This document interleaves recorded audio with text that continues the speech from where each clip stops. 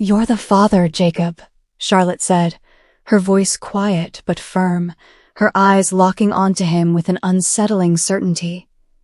Jacob froze, the blood draining from his face as the weight of the words hit him like a freight train. He opened his mouth to speak, but no words came. This couldn't be real. He had been so careful. Yet here she was, standing in front of him with the truth in her hands, ready to destroy everything. The future he'd imagined, the family he'd hoped to protect, was about to slip through his fingers.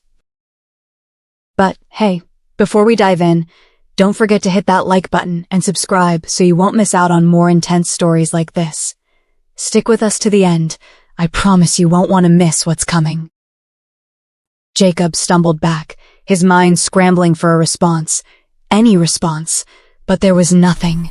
His heart pounded in his chest. His thoughts swirled around him, unable to land on anything solid. Father.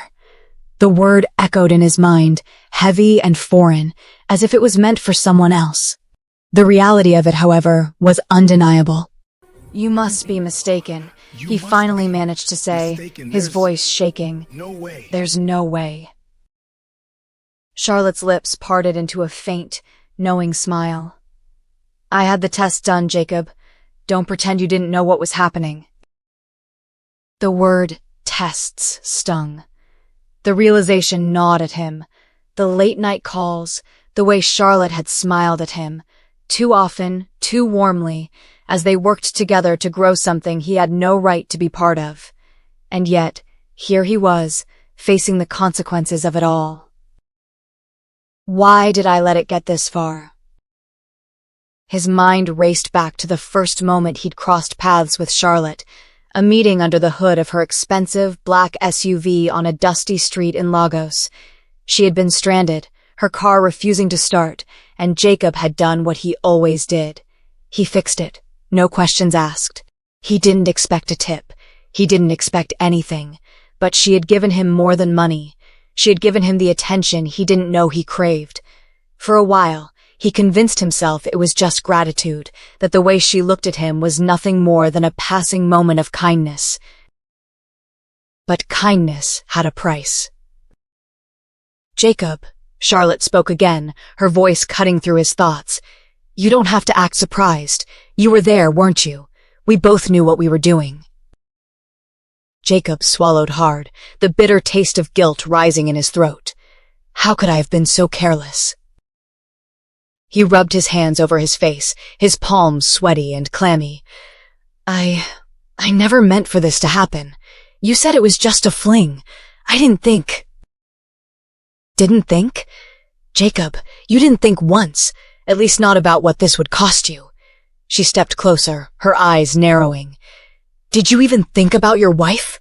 His stomach twisted into knots. "About your daughter?" Miriam, his wife, his family. The people who had always been there, who depended on him. He had always promised them the world. He had wanted to be their hero. But now he had betrayed them in the worst possible way. The thought of Miriam's face, the look of hurt, of betrayal, shot through his mind like a dagger. He had tried so hard to protect her from the life they had, from the poverty that seemed to follow them like a shadow. But this was something entirely different. Something that shattered the very foundation of their relationship. "I never meant to hurt Miriam," Jacob whispered, the words tasting foreign in his mouth. His chest tightened as guilt flooded him. "But what do I do now? How do I tell her this?" Charlotte let out a deep sigh. "You can't keep running from it, Jacob. This is who you are now. This is the reality." Her words sliced through him like a hot knife. She was right. There was no escaping the truth. His world, the life he had built so carefully, was unraveling before him. He was torn between the life he had with Miriam and the life that was being offered to him by Charlotte. A life of security, power, and comfort, wrapped in a glossy bow. "Look, Jacob," Charlotte continued, stepping back to give him space. "I'm not asking for anything from you. I'm not demanding you leave her. But the truth is, whether you like it or not, this is our reality. Your daughter, Daisy, will never have to live the way you've lived. She won't have to struggle like you and Miriam. You can change that. His breath caught in his throat. Change. The word hung in the air like a promise, a temptation. But Miriam. What about Miriam? Jacob shook his head, trying to clear the thoughts that were clouding his mind. This wasn't just about him. It wasn't just about Charlotte. Miriam would be devastated if she found out. She would never forgive him. And could I forgive myself? What if I want to stay with Miriam? What if I want to fight for my family? He asked, his voice low and almost pleading. Charlotte regarded him with a soft look, one that seemed more pitying than anything else. And you think that's enough? That wanting is enough to fix what's broken? Jacob didn't answer. He couldn't. He wasn't sure what he wanted anymore, what he was supposed to want. His loyalty to Miriam, to the life they had built together, wavered under the weight of Charlotte's offer. She was offering him a way out of the pain, a way out of the constant struggle that had defined his existence for so long. For a fleeting moment, Jacob saw the possibilities before him, the freedom, the comfort, the life his daughter deserved. But was it worth it? Was it worth losing Miriam's trust? Was it worth breaking her heart?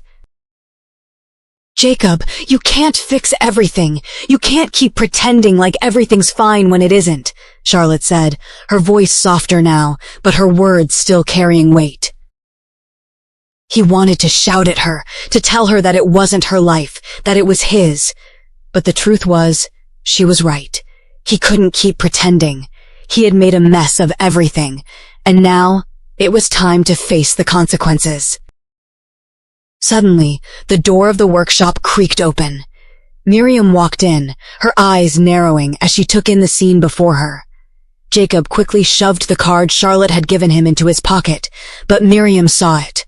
Her eyes hardened, and her lips thinned into a tight line. "What's going on here?" she asked, her voice cold. Charlotte didn't even flinch. She stepped forward, offering Miriam a calm smile. "Miriam, I've just been telling Jacob that he has options. Sometimes the right thing isn't always the easiest thing." Miriam didn't respond. She just turned to Jacob, her gaze piercing, as if she could see through him. "Options," Miriam echoed, her tone sharp.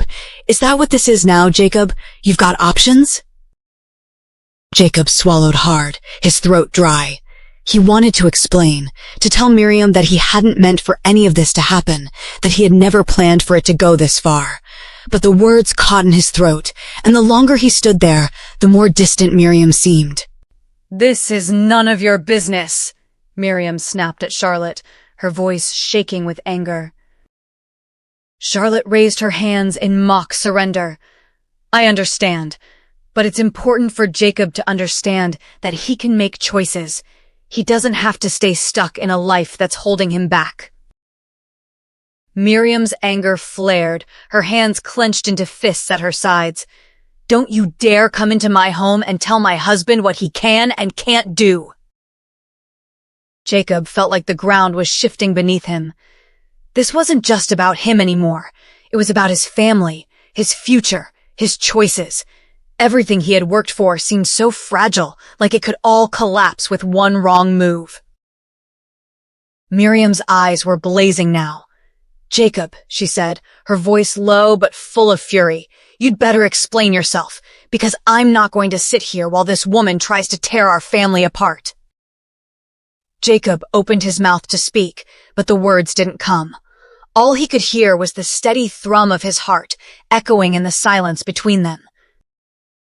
Jacob stood frozen, caught between the two women in his life.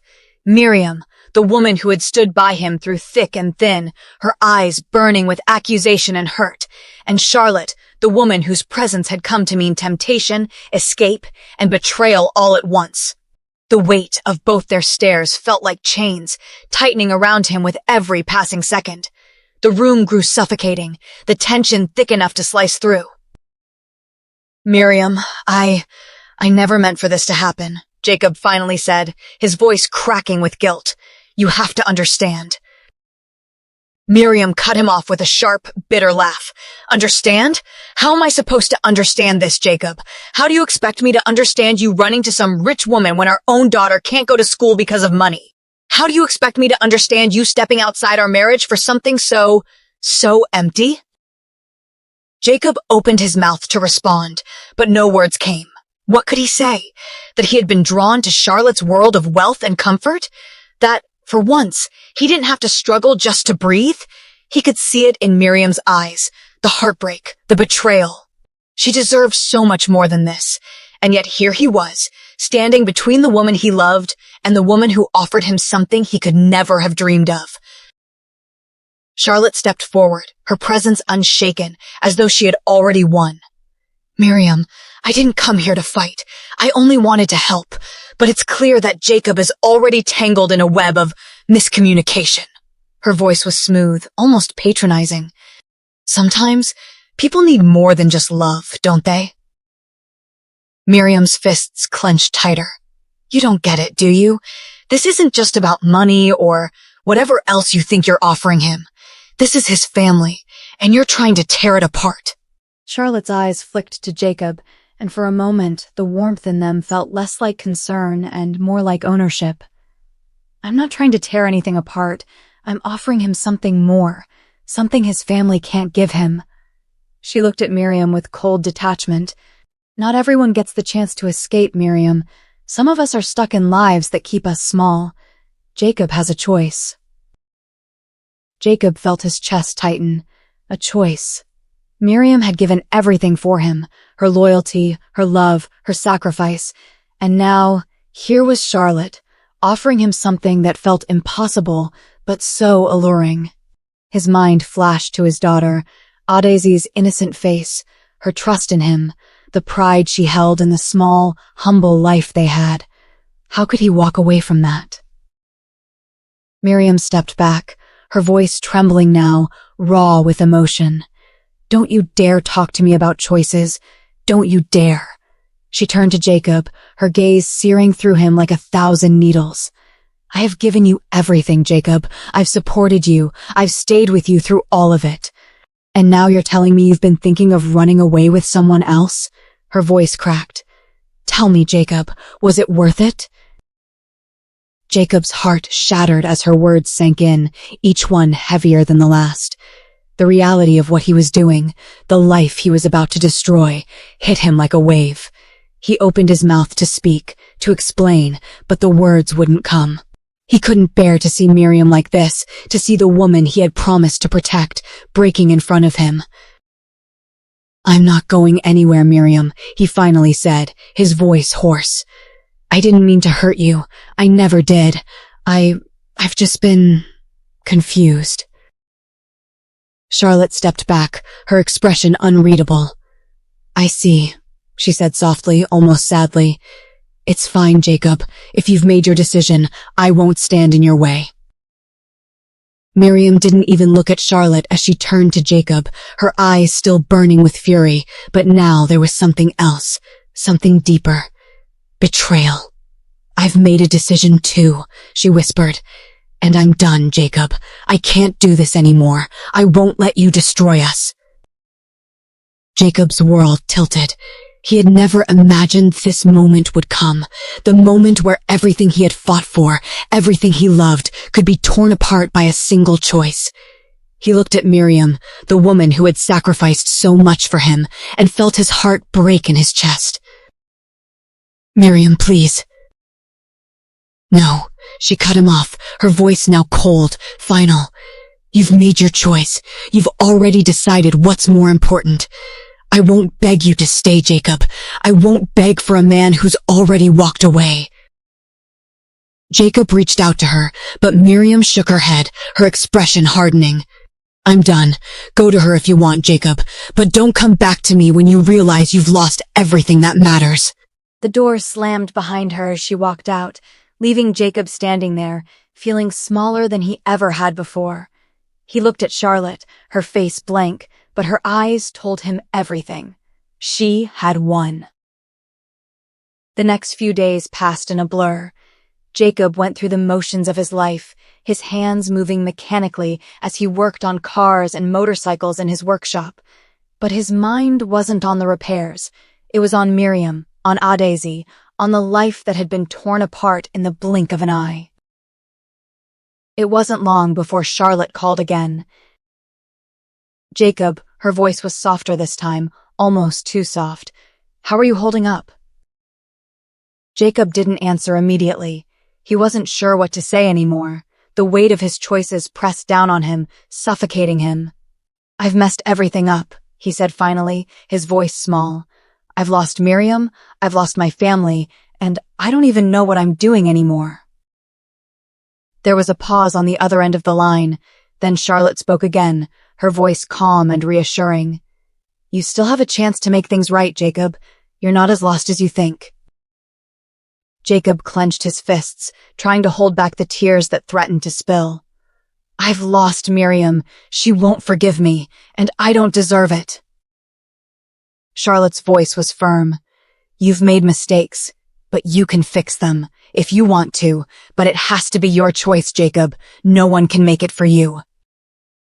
Jacob took a deep breath. He had to make a decision. Miriam was gone, but Ades was still his daughter. She needed him. He had to find a way back to her, back to his family, even if it meant letting go of everything else. "I have to fix this," he said finally, his voice steady. "I have to make it right. For Ades, for Miriam."